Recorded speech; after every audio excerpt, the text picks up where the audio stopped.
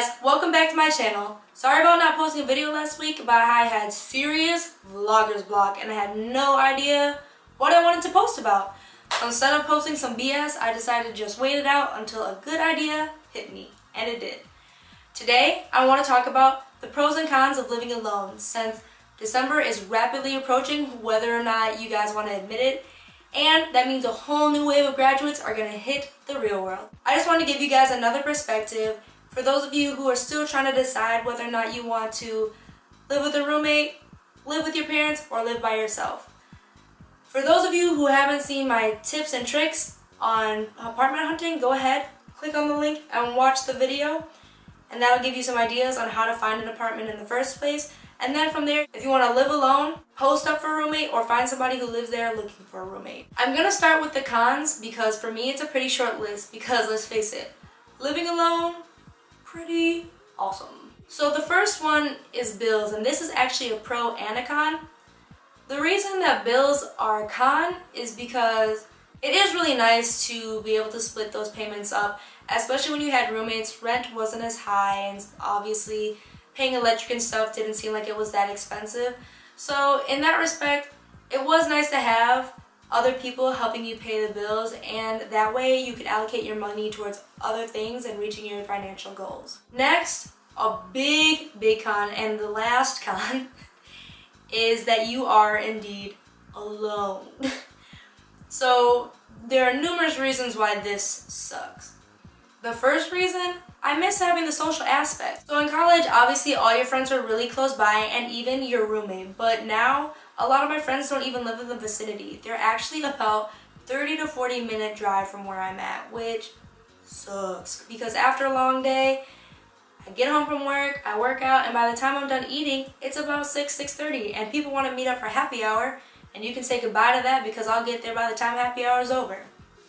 So it kind of sucks not having somebody in the house kind of say, hey, let's, hang out and watch a movie on a random Tuesday. The next reason that being alone sucks is you have to deal with things yourself. Spiders, roaches, insects, mice, broken furniture, putting together your furniture, lifting your furniture, all that stuff you more or less have to do yourself. So it does kind of suck. And my first spider experience when I was alone was pretty traumatizing. I lost it for a second and had a panic attack. But I found it and we killed it. The situation got handled. But that is another thing. You are truly alone to deal with a lot of those problems.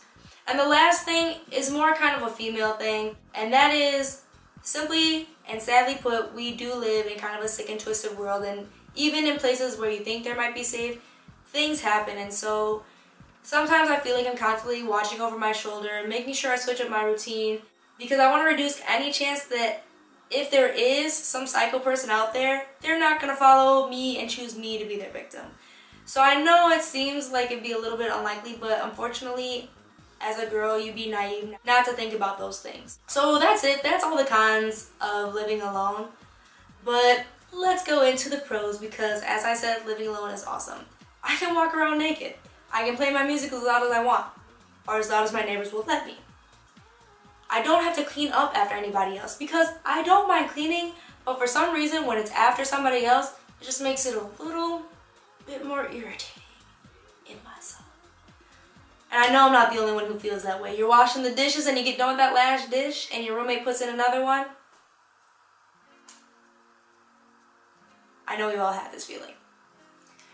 So that's a really big pro, and also you don't have to worry about annoying roommate habits. You never know, like maybe they like to chew really loudly, or maybe they like to be in front of the fridge, like no clothes, scratching their belly.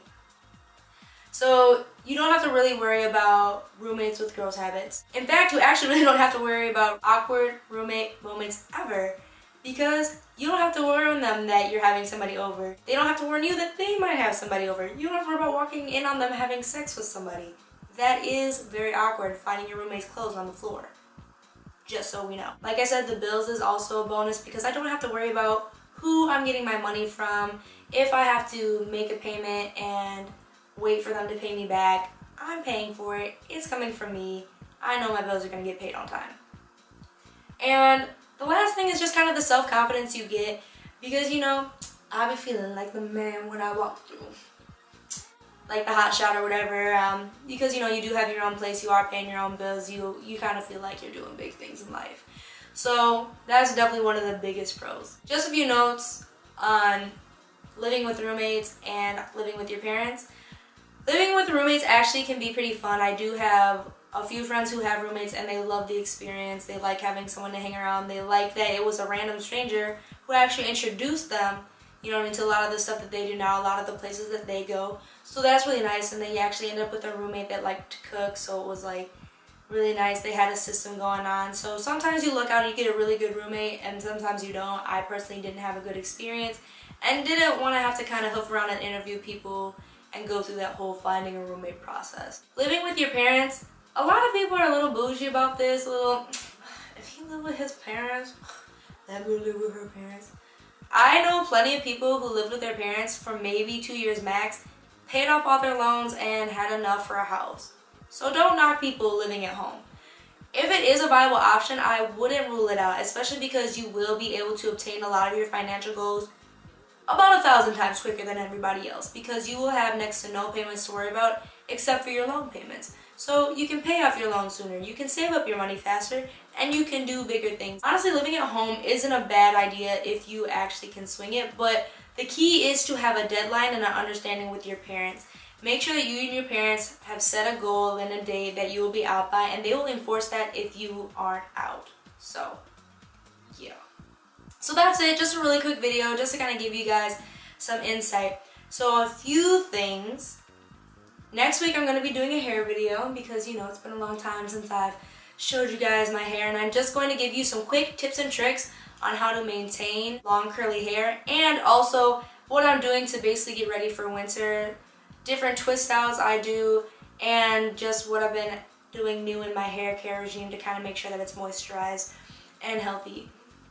The next thing, make sure that you guys are following my Instagram, Little Miss JB Style, and checking out my blog, because I'm excited to tell you at the end of this month, my styling services will be open to the public at discounted rates.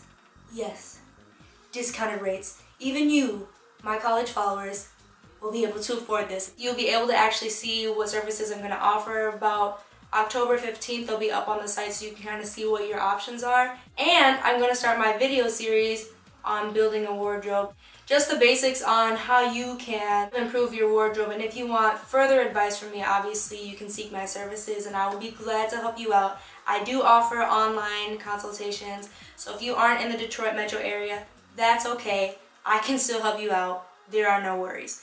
So make sure you're keeping an eye out for that. Make sure also, for those of you interested in my styling series, leave comments below what kinds of topics you want me to cover. I will be covering, obviously, the basics in the order in which that you should be doing these things. Cleaning your closet, creating a mood board, translating your mood board into actual outfits, creating your own personal style from makeup, hair, to clothes. Let me know, if there's certain things that you want me to cover, certain questions that you have. So the first one will be the basics of cleaning out your closet, how to determine whether to keep or get rid of clothes in your closet.